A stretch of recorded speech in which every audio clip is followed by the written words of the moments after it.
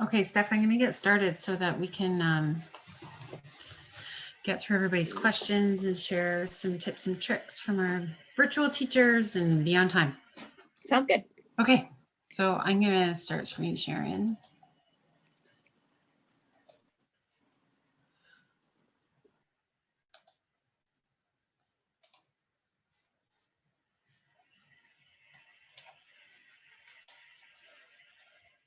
And I think probably we can both monitor the chat. You good with that?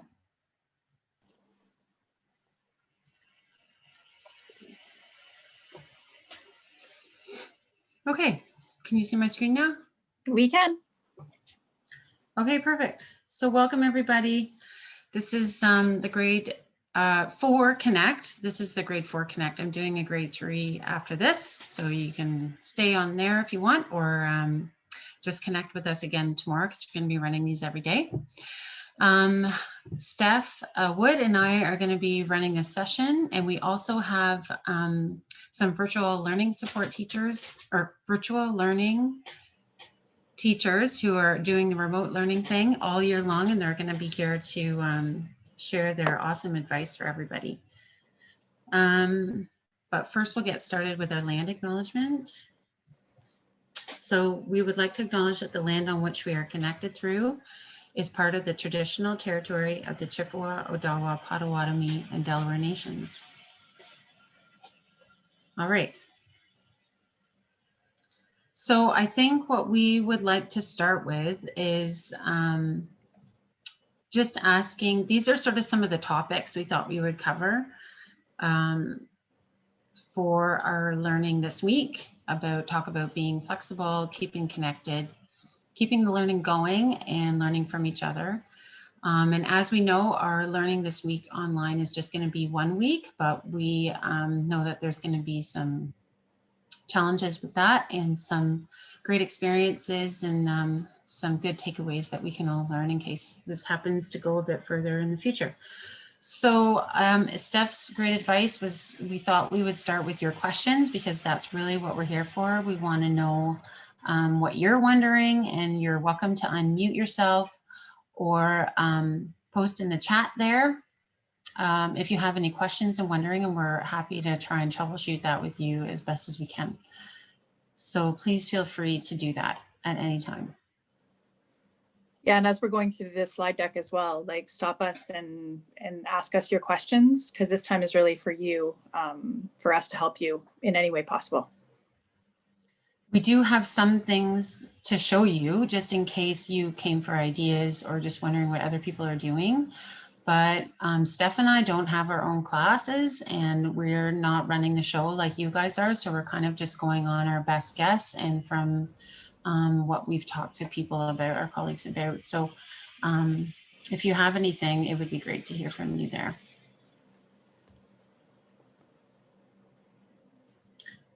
Okay, hearing nothing, which is totally fine. I'm gonna keep going here.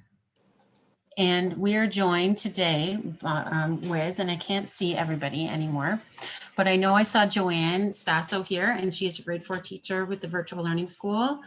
And I think Lindsay Arquette is supposed to be joining us a little bit too. I know they're just finishing up their day ended, their synchronous day ended just like 15 minutes ago. So they might just be tidying up a few loose ends with their own classes. But it would be great to hear from them and their experiences as we kind of go through this.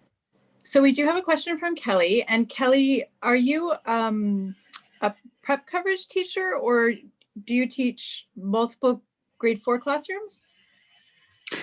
Hey, Steph, can you hear me? I can. So with the last reorg in November, I went from having a 3-4 classroom to doing a whole bunch of French prep. So I actually only have my class for French language arts, and social studies. So the rest of the day, I'm just popping around. I'm doing art, social studies, core French, blah, blah, blah. My schedule is, running through the building. So how do I run technologically speaking through the building? So you have a couple of options for this. what some of our teachers have done is they set up their one meet for the whole week. And then the classroom teacher sends them to your meet for the time that they would normally be with you. And then they come back to their class Google Meet when your class is done with them, which means no, you wouldn't have to have 5 Google Meets a day. You could have 1 Google Meet and kids come in and out. Okay, so it's like I stay put and they come to me. Yes. What about if they come to me at the wrong time? They pop You in can you can encourage them to go back to their classroom if they're not supposed to be Okay. there. You can also remove students from a meet. Okay. Oh, Mhm. that makes perfect sense. Why didn't I think of that? I think, So you can be like, oh, sorry, mhm. Sally, now is not the time for you to be here. You need to go back to your class. And Okay, if they aren't able to leave themselves, you can remove them and they can go back to their classroom to find the link for their Google Meet in their Google Classroom or their Seesaw class. okay, that works. All right, And we good. are running a whole session for like prep coverage providers from 3 until 4 with Angela Cote. Right, I'm gonna go on Mhm. that one too. Okay, thank you. I think what I learned just earlier today that what's maybe helpful this week is to if the classroom teacher maybe puts your code in the chat at the time that they're supposed to go to you, then they can just click on the chat in their Google Meet and then flip over to your Meet And you until could they send get them back used to the same like, way. mhm, if you share Meet codes. Okay, that's good. And then as teachers, we can just sort of send messages back and forth, emails or texts, just to make sure that we're all on the same Mhm.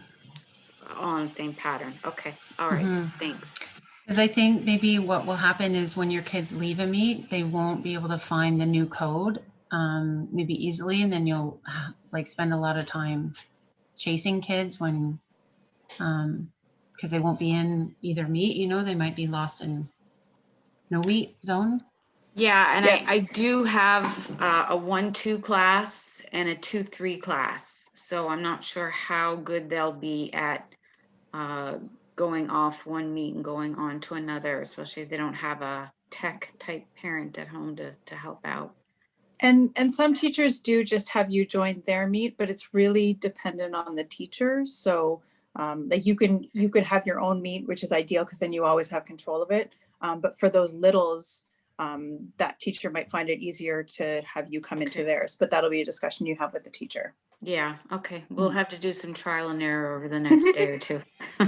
Okay, thanks. Mm-hmm. Great question, though. I think that's probably on lots of people's minds. I wonder, Joanne, if you're there and you can hear me, is there a way that you can change host controls? So if the prep coverage person was able to come in, can you give the controls over to them? You Do know you what? know I know that? somebody said that they haven't tried that it's possible. And I haven't tried it. I think it's possible. I can go in and check and see if I can do that and I let you thought, know. I'll yeah, come I right thought back. someone had mentioned that, and now I can't remember. What do you think, Lindsay? Oh, I see you're here now. Hi. Yeah, Lindsay's there. She's good to answer probably. You don't know? I've never done that, so I don't know. I just feel like it depends if you're using like Google Classroom. We just have our like Google Meet link topic, and then I have all the Google Meets for where my students are supposed to go. So like I have French teacher Google Meet, I have EA's Google Meet, and the kids just know to go there. But again, that's lots of practice, not necessarily great for just 4 days. It's true. So where do you have that actually posted for them to go and see? So it's like under classwork in Google Classroom. Oh, okay. I have a topic that says Google Meet links, and then it says like Miss S's Google Meet. And then they go and click on it if they want to go see Miss S. And they have our French teacher's Google Meet link. I feel like that's been the easiest way because then they know just to go back to our platform if they need to go somewhere. Right. Yeah, that does take practice to sort of navigate around the platform, right? And find out what you need. So Just some notes in the Kate, chat. Mel pointed out that you can give stream control on Google Meet in the bottom left corner. You click on the shield for controls and you can transfer the control.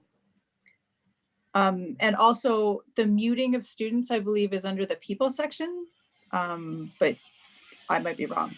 If you go under people, you can click on the individual students.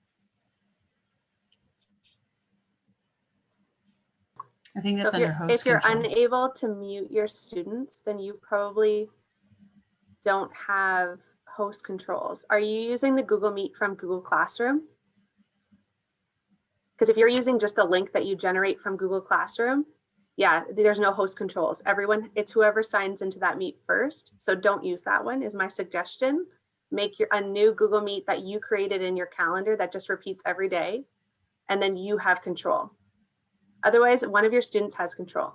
It's whoever signs in first in the morning. It's ridiculous. It's a big flaw. I think that was meant more for like the collaboration of students, not running a virtual classroom. If that makes sense. Yeah, that is really good advice. So make it in the calendar. Don't use the one on the stream. Okay, so Joanne, you were going to say something. So I just answer Kelly's question. She just said, do you worry about the live feed 24 hours a day? So the way Chris Moore looks at it, and I agree, is that students could create their own Google Meet at any times. So it's no different. I actually, for a long time, had my Google Meet link that's created in the banner. I had that going just for kids to like communicate to each other and hang out. It's, I mean, there's not much we can do about it. And just letting parents know that it is possible that they can go into Google Meets without you being there. I guess it's the same thing. They can chat online, right? They have the controls to create Hangouts, to create Google Meets whenever they want to. That did come up in another conversation, and just letting parents know that like if they're on your Google Meet during lunch, that time is not supervised.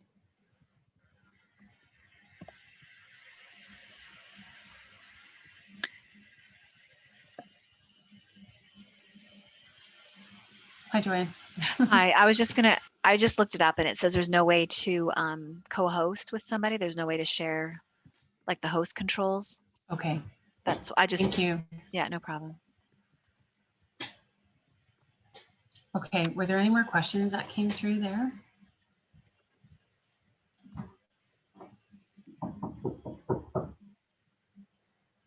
No, you guys are good. Sorry, there's one more. When you create the meet in the Google Calendar and a link was sent, but when it was time to start the meeting, I had to resend the invite. Is there an easier way so I don't have to type in the emails? But I wonder if just posting that link to your Google Classroom or your Seesaw class? Mm-hmm. Yeah, you just post the link on your Google Classroom. Okay. So yeah, because I mean, unless your kids are really good at their emails, half of them don't know where their email is. Right. Good point. Okay. So you could just post it to the Google Classroom as a link, as an announcement. And then you could prompt them to go to the Google Classroom to get the link to get to the meet. Yeah, and there's a way to like kind of pin that as an announcement from the stream at the top, and it always stays at the top. Or what I do is just leave, like I said, have a Google Meet links topic in your classwork that always is there, and I write main meet, and then that's where they go every day. Yep, that's really good. Do people know what she means when she says like the topic at the top and then you create the things underneath? Is that sort of like a general understanding? Because if not, we can screen share that for sure.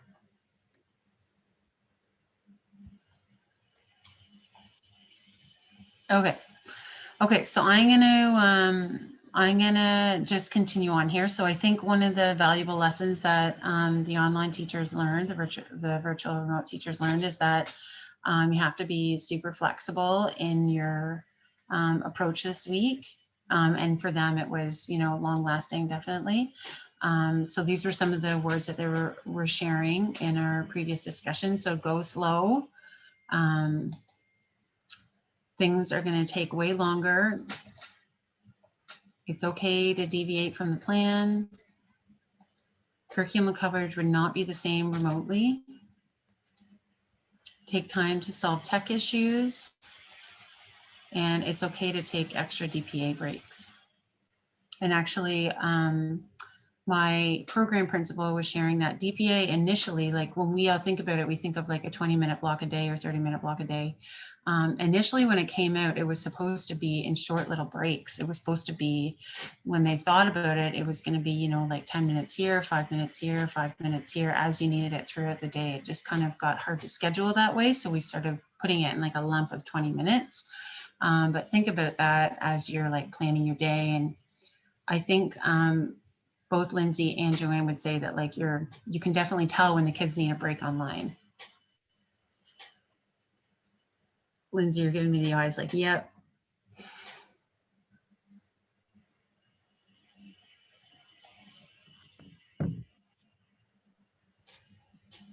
Do you think that you, Joanne or Lindsay, were able to like add anything to this list, or what do you think?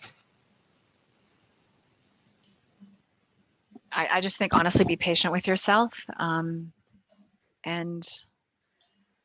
yeah, be kind to yourself, because honestly, the first couple days, I just felt like a failure because it was just, nothing was working. So When you say nothing is working, what kind of things do you mean? well, the technology was the biggest thing, just getting everybody online and having having the patience and letting the students, like working with the students and their patients, and the parents were feeling really frustrated. I received a lot of emails from parents just saying how frustrated they were. And like, students aren't going to be used to being at home. And so initially my students didn't have really good workstations. There was lots of background noise. They were very distracted. So I guess just prepare for all of those things. I think one of the best things that I did at the very, very beginning is to teach all your kids how to share their screen.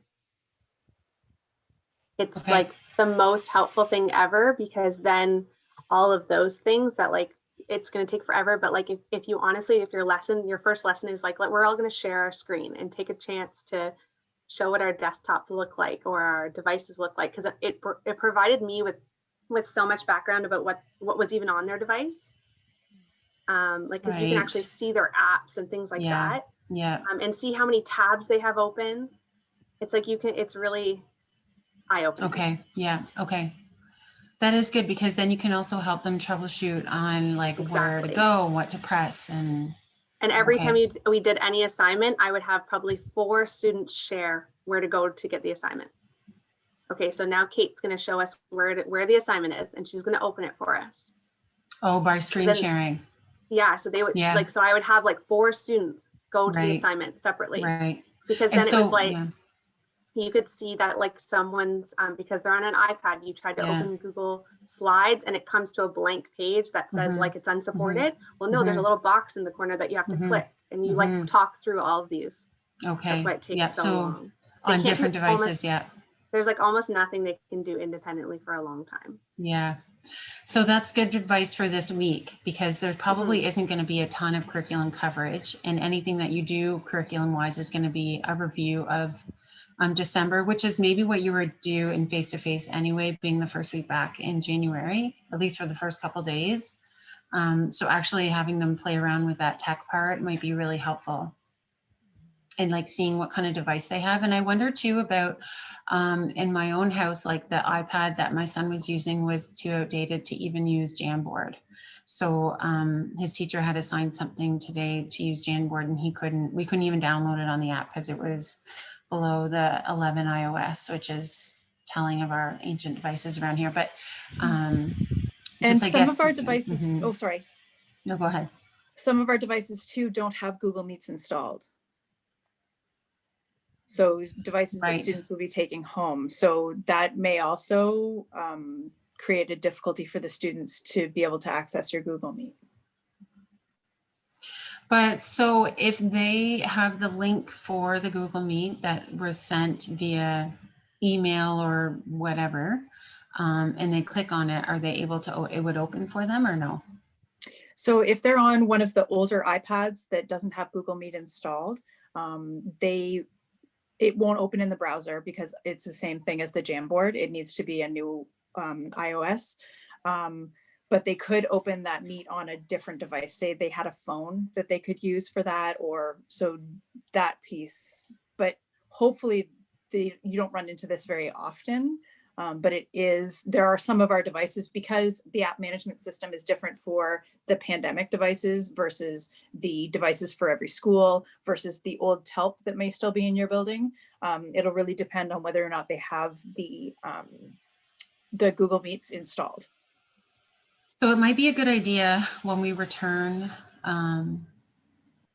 like if they borrowed a device from the school, if they brought that device back to school, so that you can actually make sure they have everything on there that they need. And if they aren't capable of doing that, then switching that out for something for next time, if there ever is a next time, hopefully not. Okay, so that's great. Thanks, girls, for sharing. There's is there another any question too, Okay, sure. And I'm going to need some more clarification. So how do they share math work on Google Classroom, or do they share? How do I see what they're doing? So I'm wondering, like, you want to see the work that they're doing, or I just need some clarification. Okay, so there's a couple ways. You can use Jamboard if you wanted to. You could have them just hold up their work to the camera that they're working on. You could have them work on a Google slide and then see what they're doing in a shared Google slide deck, and each student has a slide assigned to them.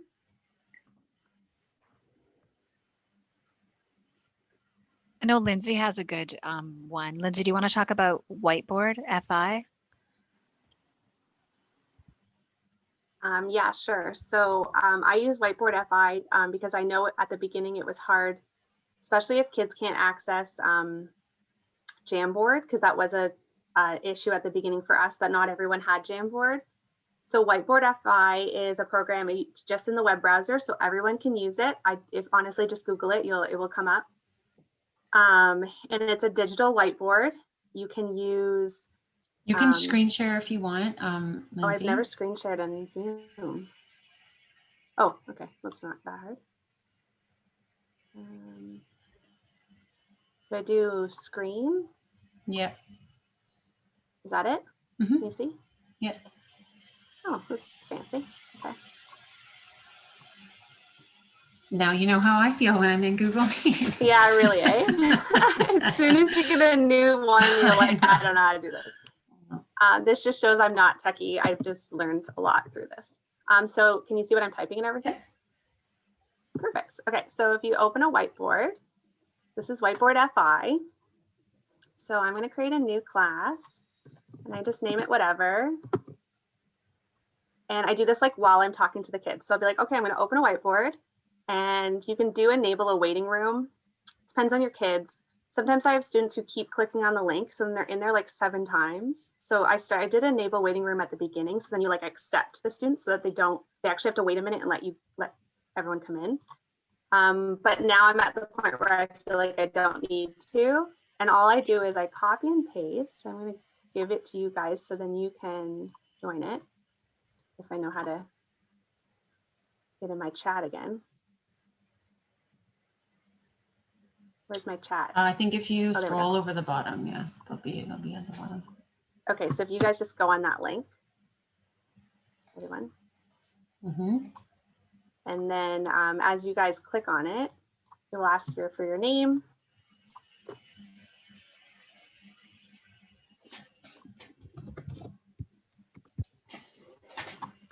And see, as you guys appear, see, I can see you guys now. Mm-hmm. And you guys can draw on your boards. And while you draw, I can see what you're doing. Slick. It's fantastic. It's like where I get most of my assessment, because I can actually see them live versus like not knowing if someone was helping them at home.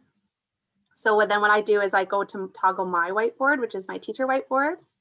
And can you guys see my whole computer? Yes. Okay, so if I went to what we were doing today, actually like copy this and go back to my whiteboard, and then I just do Control V and it like posts it there, and I can push it to all you guys as a background.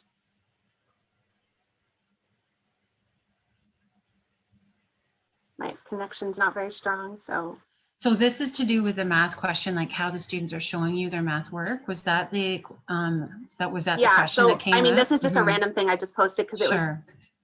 yeah, so it was just, this is just something that was open on my desktop. But like my students could actually plot those points now. And I could watch them. So then I can say like, oh, Christine, nope, that's not right. Make sure you have your X and Y axis in the right spots. Because I can actually watch you guys do it. And then you just have to make sure that they don't use the erase button because Trevor wrote all over that page now. So I'll be like, Trevor, come on. Back, So just press the undo button. Make sure you don't press the eraser button because it's going to erase. Or I can actually fix it for him because I can do actions and I can push the whiteboard again and it will clear what he wrote and it will give him the page again once the internet catches up. And you can also like push a student's board to your teacher board so then you can talk about it because kids can't see each other's as you guys can't see yours. You can also get rid of a student. And then the coolest thing is you can go to the top and oops, you can go to this little settings button and you can save the whiteboards as a PDF. So I've been doing this a lot because, and then I print them and I put them in my mark book. Because if I've seen like really good learning, I've also done number talks this way if I want them to actually write to get those students who don't always share. I could clear them. So if they're all drawing, because usually I let them draw while I get everyone in. And yeah, this is good. May I just say something? So with Jamboard, there are limits to it, which is why when Lindsay shared this with our group, I was so excited. So Jamboard, you're only allowed 20 pages. So if you have more than 20 students, you'd have to create more than one Jamboard for the students to have a page each. And then the other thing with Jamboard is they can go on each other's pages and erase their work or draw on their work. And unless you've created really amazing class norms where students won't do that, then you don't have to worry. But that's what I was starting to find. Even accidentally, they'll go on someone else's work and do it. Whereas this, they don't even see each other's work unless you're sharing your screen. Is that right, Lindsay? Like it's all them just, and they're just I will working on their share own and nobody sometimes. can. We use this a lot for like doodle breaks, things that I don't want there to be an actual assignment about in Google Classroom, because I mean, we found that our assignments were just filling up.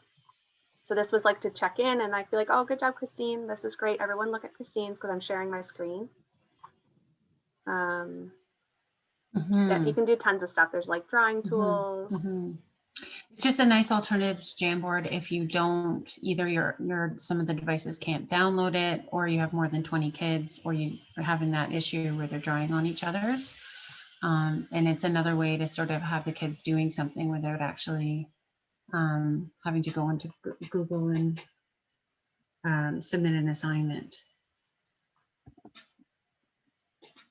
This is great. Thanks, Lindsay, for sharing Any that. other questions about this? No problem. And then I would just lock that room, and then I create a new one every single time I do something, just because then the students have to then I just post a new link every time I want them to do a whiteboard. So in your Google, in your Whiteboard FI, does it save those automatically? No, that's why you said save to PDF.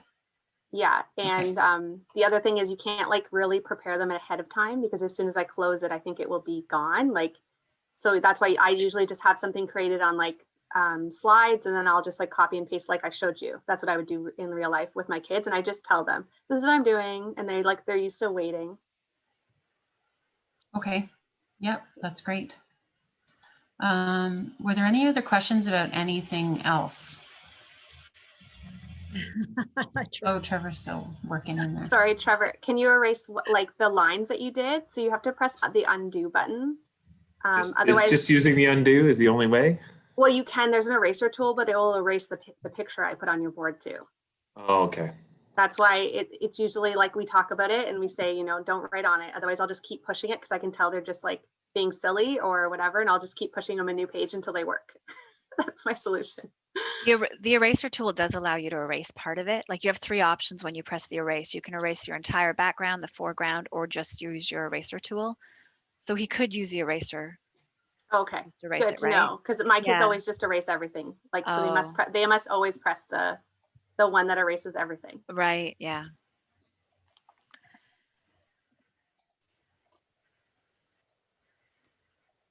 Okay.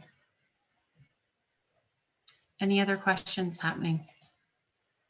No other questions right now. Okay, so I'm going to In the screen share chat. again. Yep, sure, that's fine. We'll just keep plugging away at what we think is good to share.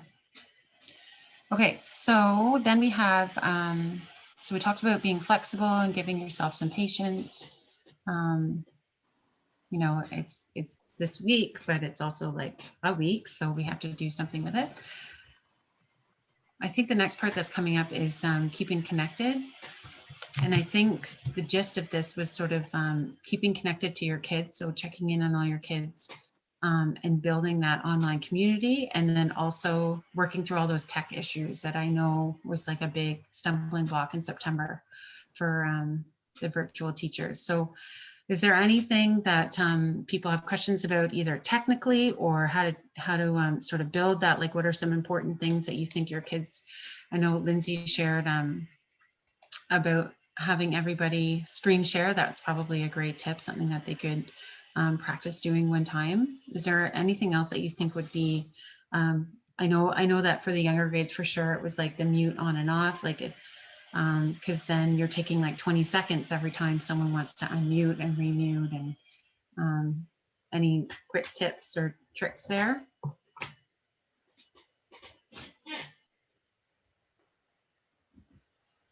I think that practicing those things is really important at the beginning so that they all know how to turn their cameras on and off, and they all know how to mute themselves and unmute themselves, and giving them an opportunity to practice those things when it's not as part of the lesson.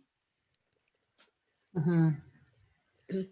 One of the kindergarten teachers was sharing about the mute and unmute, but having symbols, like actual little symbols that look like the mute and unmute buttons as a visual clue.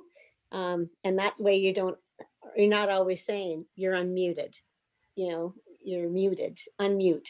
You can just show the symbol, and that might just reduce the chatter going on too. Yeah, and I think she also suggested like playing games with that kind of thing too, right? Just to get used to the tools. I know that even recently they added that raise hand tool that I saw a lot in that virtual week that I spent with you guys. Is that how you find the kids tell you now that they have something to share, as they use that raise hand feature? Do you use that more, do you think, now than the unmute mute? Or Do you mean nod? Is that what you mean? no, it's like that little hand, like raise, isn't Right. the raise? Isn't that? Yeah, it's nod. I think it's called nod. Oh, It's okay. not called nod. Trevor Sure. is going around. Okay. It's you raise your hand or Yeah. you lower your hand. We were Yeah. using this morning that it's a pretty good tool to like have kids who want to ask questions. I find when you're on grid view, some of them will be waving at you, like nodding like this, but now you just click the raise hand and it gives you a little ding notification. Oh, okay.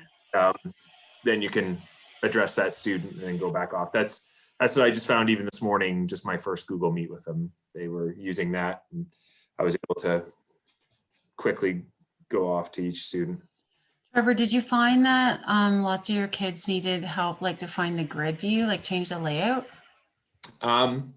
So I've been doing it in my classroom up till now. So I think mine So good.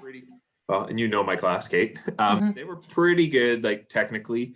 Most of them were able to find it. I had to go through a few audio issues with them after, a couple of students after, but mostly they were able to find the grid view. By just telling them, like you click on the dots, find the layout, change the layout, that kind of thing? Is that what Right. I actually found like the teachers more when we had our staff meeting afterwards. There were some teachers who had difficulty finding how to do that. Yeah. In the meet itself, because they were more seesaw savvy. Yeah, and that's okay. It's totally and then you know, right? Now there was something being said a little earlier too, where you said like, and I experienced it when I was online before. Students were logging in before me, and then they had the teacher capabilities of like muting everyone, and I had one student muting me, which I was not very happy with. But I found I thought I read something morning that they've actually changed that. I don't know if that's the case, that they've done it in the past couple of weeks, but I had a student was unable to log in this morning. I did see how you had to create one too, but I like the simplicity of using the one that's on your Google Meet already, or in your Google Classroom. I think it's okay as long as you're the first one logged in. And I feel like what I remember from what the remote teachers were saying at the beginning of the year, like in September, is that they were getting up early. Like they would, as soon as they woke up at 6 a.m., they would log in and then go do their morning routine, just so they were the first one in there. Yeah, I had students last year that were beating me to it because they were getting up and doing the exact same thing, purposely to get on before me so that they could have control, which wasn't very nice. Yeah. So probably calendar, it sounds like, is your best bet. Kelly had a funny observation that her kids didn't understand the hang up symbol because they'd never seen a telephone with a receiver like that before. So drawing their attention to the phone as the hang up. Yeah, no kidding. There is like definite learning curves in that. Hey, Trevor, I'm going to ask you, just because you're on, did you find that some of your kids, like, were they logging in with their student? Because you'd done it in class, were they logging in with their student email? They were all logging in with their student email, and that's okay. something that I hammered in class, like, because they have their own Gmail account too, and in class they kept messing that up as they were trying to get into Classroom and other things. So I think they've got kind of used to using their LKDSB.com, and yeah, they got in. So technically, I think mine are pretty good. I'm just, for me, and I know you're probably going to get to this, I have no idea the activities to run for 4 days. Activities? Like, all these things are popping around in my head. But what I should do, I would love any advice on, like, okay, we got 4 days. Here's one thing that's really simple. Like, I thought I'm going to assign them an epic book to listen to, right? Because they have audiobooks, and then just basically do a read aloud that way and give them questions to answer and then take them up. I don't personally, and again, sorry, I don't want to talk a lot, but I know the people who have done it, as a parent, I don't want my child on a device for 225 minutes live looking at a screen. I want them to do some work, and I want them back and forth. How have you found it? Have you found like it's more efficient when they stay online, or when you do a 20-minute lesson, 15-minute lesson, and then send them off to do work and have them come back to do a closing talk about the assignment? I think it depends on the student. I've had students who are very efficient and ask me, what time do I need to be back? Because they have poor internet service. And so they come in, get the instructions, and then leave, work on it on their own and then leave. But then there's other students who just require a lot more one-on-one help. And so I will either go to another Google Meet with those students, or they'll just ask me questions throughout their working time. So it really depends on the students. But for me, that's what I've noticed. But some of the feedback from parents is just like you said, they don't want their child on there for 225 minutes. Another suggestion, Trevor, is Readworks. Have you ever done readworks.org for reading? Not for reading per se. I've used like Newsella for articles, quick articles that are meaningful and I was using Time Magazine when we went online last year. That was because that was free, and they had great articles on there, and they had a lot of Google collections that you could just put right into your Google Classroom that was already created for you. Content that was created was amazing. So I haven't used Readworks. What's that like? It's very similar. It's kind of it's American based for sure. You'd have to decide. You'd have to be very careful about what you choose, but it is grade level based. So it's readworks.org. And like, it's basically, it allows to have it read to them, or for students who are good readers, they can just read it themselves, but it gives them that ability. And there are question sets with that. There's articles of the day. Like they just have a variety of things, and they're already made for you. If you sign in and have them log in, it actually links your Google Classroom to it, so you can send it out through through Google Classroom. And yeah, thank you to whoever's doing that. Kate, thanks. Yeah. Obviously, I haven't been on for a really long time. I thought that I had it here because I know But I yeah. used it for my son. Yeah. Yeah. A So four-letter password. Come on, Kate. You got. I know. That's why I knew it wasn't there. It wasn't right. I think this is my son's version because he was getting some last year. I can't remember what it is, but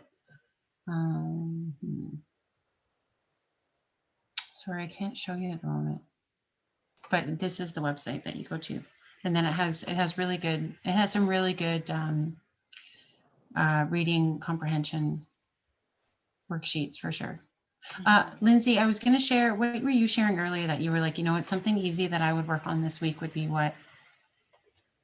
You were talking about number talks, I think. I really don't remember.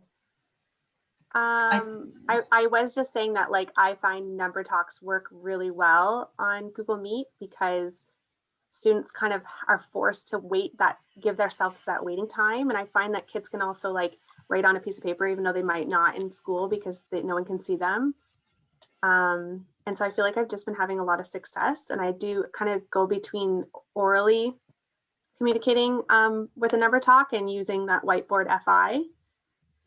And that's how I start every day for math. And then I do a mini lesson, and then I send them off, and I give them 3 math tests in a week. And then I use like Wednesday for like a work period. So like it's kind of more of an asynchronous situation because they're like, a lot of students just need to catch up. And I also let them, like some can sit, like I have them, my expectation is that they're online all the time, but their camera's off when they're like working. But they don't ever sign out of my Google Meet, even through lunch and everything. Well, I think if you think about it, Trevor, like tomorrow, if you do say a number talk and you were using Jamboard, which is easy, and you just shared your screen and did Jamboard, you could do that for 20 to 30 minutes. By the time kids unmute, answer, you write their answer, however you want to do that, that's 30 minutes. And then you could assign like a jam to them for them to just complete on their own, right? And if you have more than 20 kids, which I think you do, then what Joanne did at the beginning of the year is she actually created 2 jams and just said any students whose name is from A to M, they click here and you put it in the chat, and any students from M to Z, you click here and you're in the chat. And then everyone was able to have their own, or you could use this Whiteboard FI that Lindsay just shared. That's totally fine too. And that would be your math for the day. Like you don't actually need to collect an assignment, right? It's more about using the tech, I think, at this point. And then maybe on Wednesday, you teach a little bit, using Jam, teach a little bit on whatever topic you've chosen for the week. And then they might have like a Google Doc that they go and they fill out however they want to do that, right? And they submit that. And if that's something that takes them 15 minutes, great. If it takes 35 minutes, that's fine too. If they need more time, then they use their async time at the end of the day to finish that. And maybe Thursday you do the same thing, another number talk, and then some Prodigy based on that. So you just said async time. So maybe I missed it at the very start. Is the recommendation to program in async time at the end of the day? Like we had a lot of issues with the 225-minute guide of learning per day, which doesn't match up with the times that we have actual in class. I don't even know how that works. So right now I've just kind of said, I'm going, I'm gonna keep it simple. I'm gonna do what I can and get online and give them async stuff after their online lesson to give a chance to work. And then I'll come back on and I'll just be open for questions and help for any students who need it. I'll always be on, except for during my 2 lunch periods. Pam, we were having lots of conversations about what is synchronous learning time. It's Pam. How are you? And what is asynchronous time? And like at the virtual school, they've got it structured so their async is at the end of the day because that's how the virtual school works. But in our face-to-face schools, you have prep time built in throughout the day. So that's going to be honored. So then it's all about how you design your class. Like synchronous learning, if you did a writing lesson and you did all of us come together and talk about some ideas and work on a certain writing skill, and then kids go away and work independently for 20 minutes writing, that's still synchronous learning because you're available to them, even though you're not preaching at them, giving them instructions for the whole 45 minutes. Like it's 15-minute lesson, go and do some stuff. I'm here. You pop in and check on kids. That's synchronous learning too. So you can break that up however way your own style as a teacher works. That's, So that is that the 225, and then the other time asynchronous where they could just be working on something that you've given to them. Yeah. Or they're Yes. finishing something up or. Yeah. So the synchronous time includes like your teaching time and I think your availability to them. So if you have like an hour of math and you teach for 20 minutes and then you assign something for 40 minutes, you keep your meet on, you can mute yourself and you could maybe touch base with some kids or be working on something. And then if the kid needs you, then they unmute and say, hey, Mr. Boak, I don't know how to do question number 2. Right. Yeah.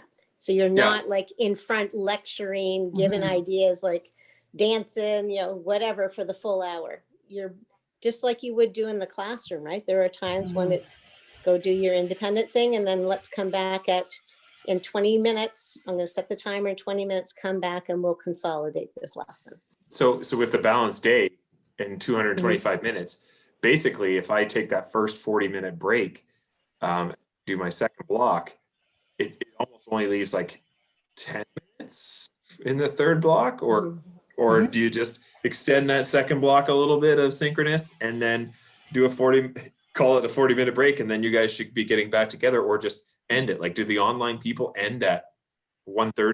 Say, okay, now here's your work time. Well, that becomes their async time. Yeah. Yeah. See, I don't have any prep coverage in the last block, so all mine will be taken care of in the first 2 blocks. So I want to have the prep teacher log in, that it will all be taken care of in the first 2. I just want to say I've never had parents complain that I've not given enough work. I've only ever had parents complain I've given too much work. So there's that. I think parents just want us to be available to their kids, right? So like, because they need our help to help their kids, if that makes sense. And it's totally synchronous when you give them an assignment, because you're going to go into Google Classroom and check out, a student who probably isn't working, and look at their Jamboard and say, look, I'm on your Jamboard right now and you're not on there. Click on your Jamboard, and then you can see their little icon pop up and you go, okay, now I know you're on there. Like, so you're still doing that. You still play that game even when it's virtual. It's really weird, but it still happens.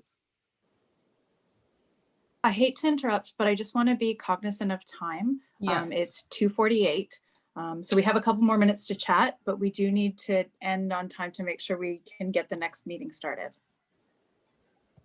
So I just wanted to go over, this is the Readworks. And so here's just a random passage I chose so that the student can actually listen to it. So if you have like some lower readers, they can listen to it, and then you can read it here. And each of these is a glossary word. And then there's questions that go along with this text too. And then you can assign it if you want to. Okay, Kate, so I put in the chat too a link to Teaching Kids News, which like a news thing, and they have an article. It's a quiz about going back to last year's news stories, and so you can pose questions to kids and have them read some of the top stories that were in Teaching Kids News. Readability is good, and there's some question prompts in there. It's all Canadian content, so great, it's in the thanks, chat. Pam. Yeah, and actually what Steph and I decided is we're going to have some show notes that we're going to post. I'm not sure, we were going to email them to the participants that came today, but I can't keep track of everybody who's here. I'm not sure how we'll do that, but we are going to have some show notes that have some links to things, resources that I think would be helpful. I'm just trying to think about what, is there anything else that's coming up in the chat, Steph, or are you kind of manning that?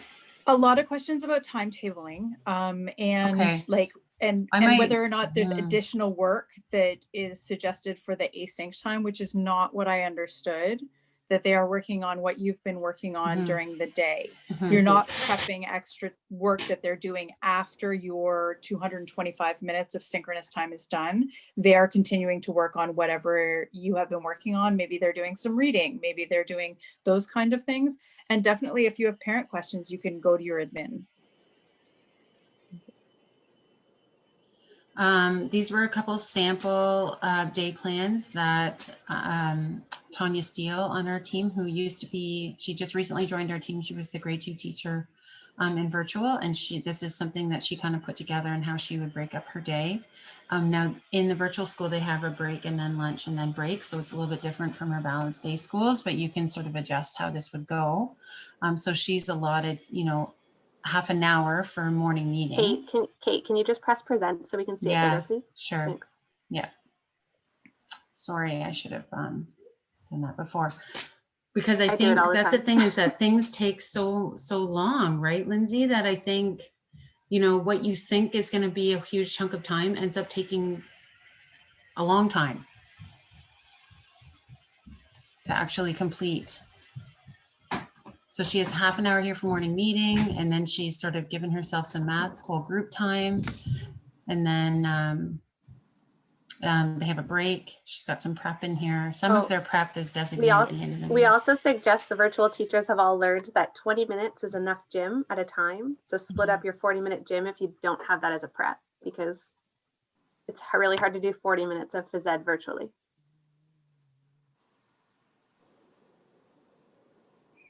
Right. And so what does gym look like? Actually, maybe some tips would be great there in DPA. Like, what are some things that are good there? We've done everything from like creating paper airplanes and trying to hit targets, and then if you don't hit the target, you have to do jumping jacks. We've done like tossing and catching. We made a dance as a group. That's Lots of awesome. workout videos. Lots of scavenger hunts. Go find this in your house and come back as fast as you can. That's really good too, because actually Tanya was sharing that I shared with Lindsay earlier that, well, she was in grade 2, so a little bit younger, but she would say, if you ask the kids to go and get a pencil to write something down, like they might be gone for 20 minutes, and so then you lose a ton of time. So if you want them to gather some materials, that might be a really good break thing to do.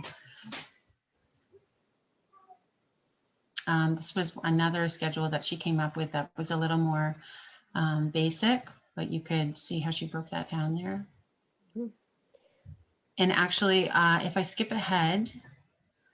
It was interesting there. They had the async time at the start of the day. So I think it's about designing the day around when you would want your async time to be. Like Trevor, you were thinking is at the end of the day. Other classes may find like the asynchronous time is in the middle of the day or peppered throughout. It's all about you having the flexibility to meet the needs of your kids. Pam? And like some teachers have their curriculum partner comes in and does another subject area in the third block. So those students will, still have that schedule to meet. So your asynchronous time might be a different time. And I think, was there a question there about the prep time? Is that part of the 225 minutes? There was that one. Yep. Yeah. And it is. And Yep. it is, right? So Yeah. if you think of taking that time out, then what's your instructional time plus the asynchronous time for the students? They are asking though, are they required to be in the meet until the end of the traditional school day, or are they done at the end of their 225 minutes? Which might be an admin question. Yes, exactly. I'm clarifying that. This is just another, this is a site that Melissa Dent put together for her LKDSB colleagues. So you guys, as in giving some tips and tricks on what she has learned, because she's doing the virtual thing too. So there was another She's doing intermediate, so this might be more up your alley if you're looking for this kind of layout. She's got some tips on timing and attendance, morning meeting, all kinds of stuff. So that's going to be in our show notes too. She even talked at the top about if you're texting with your parents, then you can hide your number. Lots of great stuff here. She's got so much that's great to explore. And then here's Janessa Letham. She's the kindergarten teacher, and she put together this great video on Google Meet. And here she's holding those signs that Pam was talking about, the mute and unmute button. So lots of great stuff in this resource here as well. And we are here like every day this week at this time. So feel free to come back. We can talk more, answer more questions. Let us know how your day went tomorrow. But we do have to shut this one down because we have another meeting starting. Yeah, exactly. Okay, and you can always email us, and we can get that ready for tomorrow. If you're like, I'd really like to know more about this, then please let me know, and we can work towards getting something ready for that for sure. Okay, good luck, Trevor, and everybody Thanks so else. much, Kate. Yep. We'll see you again. Thanks, Steph. Thanks, Pam. Thanks, Lindsay everybody and for coming. Joanne. Thank you, guys.